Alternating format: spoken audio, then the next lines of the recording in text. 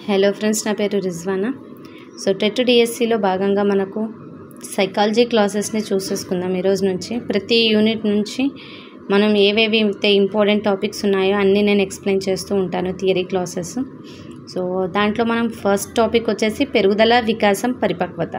So పెరుగుదల అంటే ఏంటి, వికాసం అంటే ఏంటి, పరిపక్వత అంటే ఏంటి, వీటి మధ్య డిఫరెన్సెస్ ఏంటి అనేది మనం ఈరోజు క్లాస్లో చూసుకుందాము.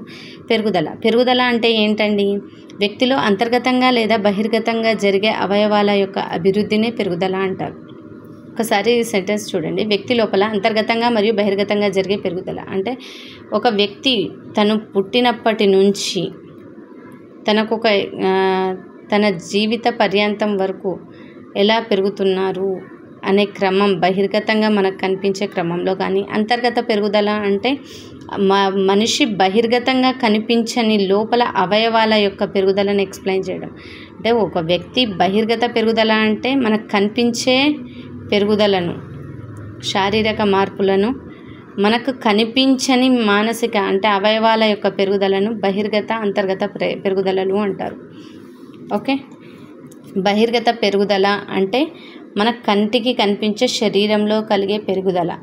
అంతర్గత పెరుగుదల అంటే మనకు కనిపించని లోపల శరీరం లోపలి అవయవాల యొక్క పెరుగుదలను అంతర్గత పెరుగుదల అంటారు. సో పెరుగుదల అంటే ఏంటి?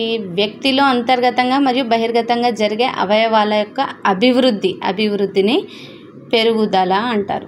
ఇది నెక్స్ట్ వికాసం అంటే ఏంటి?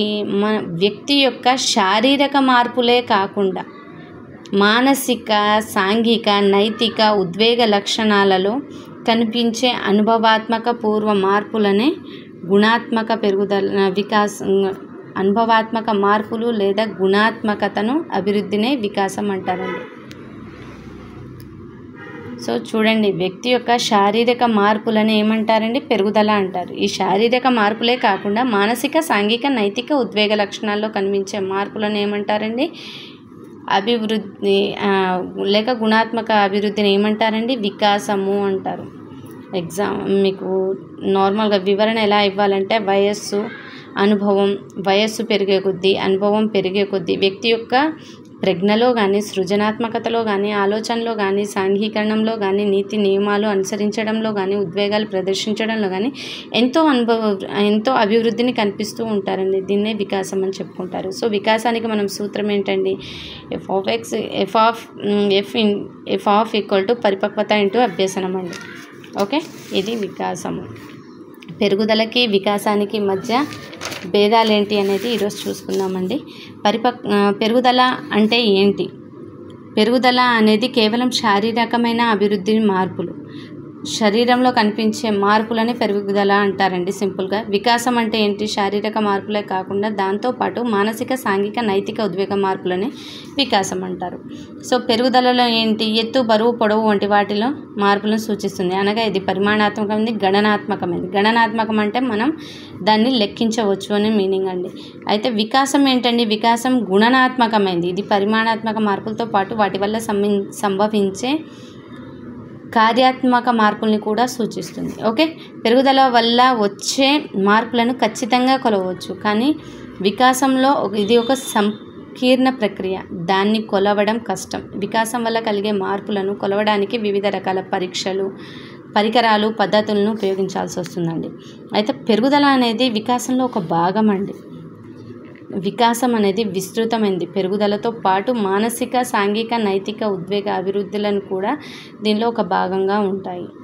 ఓకే, పెరుగుదల ఇది ఒక దశలో ఆగిపోతుంది. మనకు ఒక ఏజ్ అంటే 18 years ఆ 20 years ఆ ఏజ్ వచ్చేంత వరకు మనలో పెరుగుదల ఆగిపోతుందండి. కానీ వికాసం అనేది మన జీవిత పర్యాంతం వరకు అంటే మనం చనిపోయేంత వరకు కూడా కొనసాగుతూనే ఉంటుంది.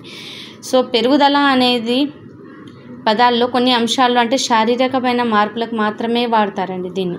కానీ వికాసం అనే అంశాన్ని మాత్రం శారీరక, మానసిక, సాంఘిక, ఉద్వేగ, నైతిక అవసరాలకు మార్పులను సూచించడానికే వాడతారండి. ఇది చాలా సమగ్రమైనది. ఓకే, పెరుగుదలపై అనువంశికత ప్రభావం ప్రధానంగా ఉంటుందండి. కానీ వికాసంపై అనువంశికత మరియు పరిసరాల ప్రభావం కూడా ఉంటుందండి. ఓకే, పెరుగుదల ఉన్నప్పటికీ వికాసం జరగకపోవచ్చు, కానీ పెరుగుదల లేకపోయినా వికాసం జరుగుతుందండి. ఎగ్జాంపుల్ చూడండి, ఇక్కడ మూఢులు, ఇక్కడ మరగుజ్జులు. ఓకే, ఇది డిఫరెన్సెస్ అండి. నెక్స్ట్ పరిపక్వత లేదా పరిణితి. పరిపక్వత పరిణితి అంటే ఏంటండి?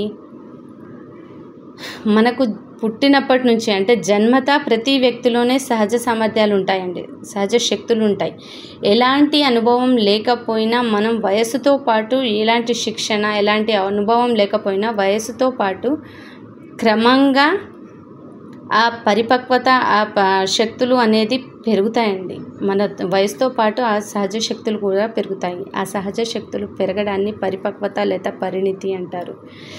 అభ్యసనం యొక్క ప్రమేయం లేకుండా అంటే ఎలాంటి శిక్షణ లేదు, అవసరం లేదు. ఒకళ్ళు వచ్చి మనకు అభ్యసించాల్సిన ఎలాంటి అభ్యసనం అవసరమూ లేకుండా శిశువులో సంభవించే సహజ సిద్ధమైన శారీరక మరియు గుణాత్మకమైన వికాసాన్ని పరిపక్వత అంటారండి. ఓకే, ఇది పెరుగుదల, వికాసం, పరిపక్వత. క్లాస్ నచ్చినట్లయితే లైక్ చేయండి. Thank you.